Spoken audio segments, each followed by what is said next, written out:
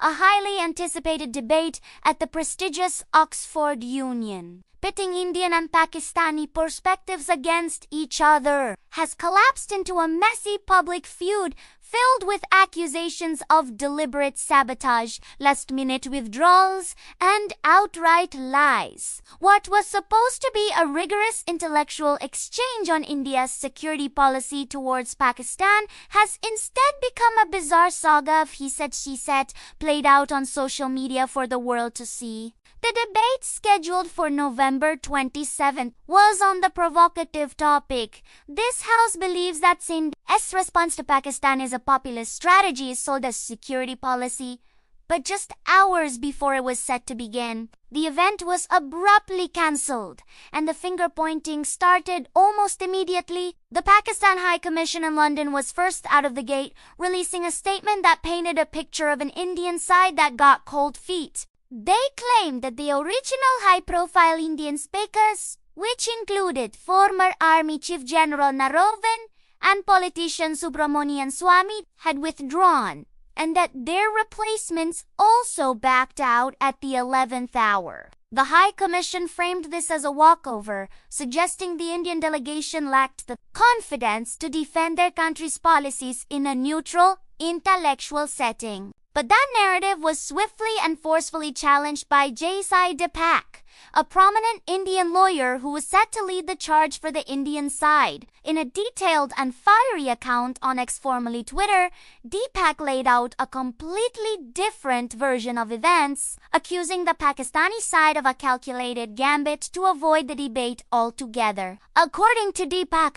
the problem started long before the day of the event. He pointed out potential conflicts of interest within the Oxford Union's leadership, noting that the president, Musa Harai, is allegedly the son of Pakistan's Minister of Defense Production, and the treasurer, Raza Nazar, is also a Pakistani national. He felt this set a questionable backdrop for a debate on such a sensitive Indo-Pak issue. Deepak confirmed that the original Indian speakers, General Naravan and Dr. Swamy, had indeed pulled out 2 days prior due to unavoidable commitments. This sent his team scrambling for replacements. Despite the incredibly short notice, he managed to secure 2 UK-based speakers, Manu Kajuria and Pandit Satish K. Sharma, to join him. They were ready and prepared to argue India's case. The real drama, however, unfolded on the day of the debate itself.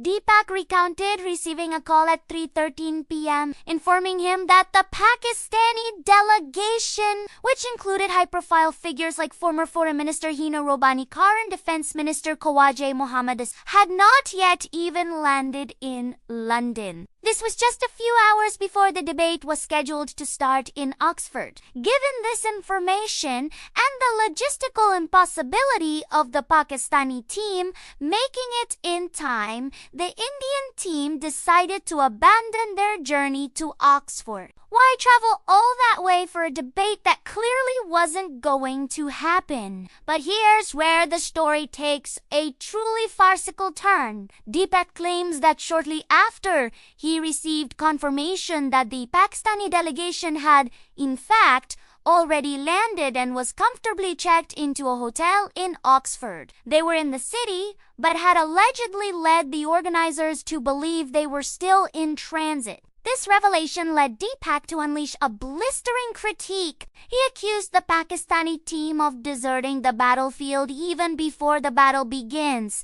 suggesting they lacked the courage to face a live, unscripted debate. He didn't just blame the Pakistani speakers. He also heavily criticized the Oxford Union's leadership. He accused them of allowing the prestigious institution's reputation to be dragged in muck and effectively becoming a mouthpiece for the Pakistan High Commission by uncritically repeating their version of events. The controversy didn't stop there. Indian lawmaker Priyanka Chaturvedi of the Shiv Sena also weighed in, mocking the situation on social media. She posted, "Pakistan is crying again over an Oxford Union debate. This is for the record. Once again, they have proved to be liars. Expecting any better from them was not even on my list." Her comment amplified the Indian narrative that this was a deliberate act of deception by the Pakistani side. So, what are we left with? Two completely contradictory stories. On one hand, the Pakistan High Commission claims the Indian side withdrew, handing them a victory by default. On the other hand, the Indian speakers provide a detailed timeline suggesting they were misled into thinking the Pakistani team would unshow up, only to find out later that they were already in town. The motion of the debate itself, whether India's Pakistan policies, populism masquerading as security, is a deeply contentious one. It touches upon cross-border terrorism, surgical strikes, and the political rhetoric that surrounds the relationship between the two nuclear-armed neighbors. A robust debate at a platform like the Oxford Union could have been a valuable opportunity to dissect these complex issues, allowing both sides to present their arguments to a global audience. Instead, the event devolved into a public spectacle that seems to reinforce the very mistrust and animosity it might have sought to explore. The Oxford Union, a historic institution known for hosting world leaders and championing free speech, now finds itself caught in the middle of a diplomatic spat, with its credibility called into question. Did the Pakistani delegation get cold feet, fearing a tough cross-examination from a well-prepared Indian side led by a sharp legal mind like Sai Deepak? Or did the Indian side, after losing its initial star speakers, look for an excuse to pull out of a debate they were no longer confident of winning? J Sai Deepak's account seems particularly detailed. The specific times, the sequence of calls, and the names mentioned lend a certain weight to his claims. The idea of telling the organizers you have landed when you were already in a local hotel is a bold and risky strategy.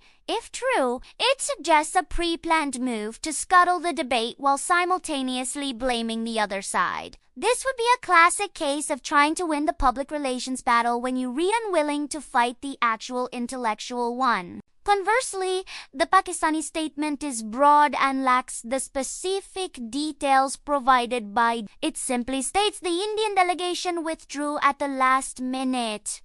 While it's possible there was a simple, massive miscommunication, the context of the long and fraught history between the two nations makes it easy to believe that something more calculated was at play. The collapse of this debate is, in a way, a perfect metaphor for the wider challenges in India-Pakistan relations. Dialogue is frequently derailed by mistrust, competing narratives, and accusations of bad faith. Even in a neutral academic setting, far from the borders and battlefields, the two sides couldn't manage to share a stage. What was meant to be an evening of intellectual sparring has instead become another chapter in the long-running saga of Indo-Pak discord. The truth of what really happened in the hours leading up to the debate may remain murky, lost in a fog of claims and counter. But one thing is clear. The real loser here is the principle of open dialogue. The audience that had gathered to listen and learn was left with nothing but an empty stage and a bitter taste of political gamesmanship.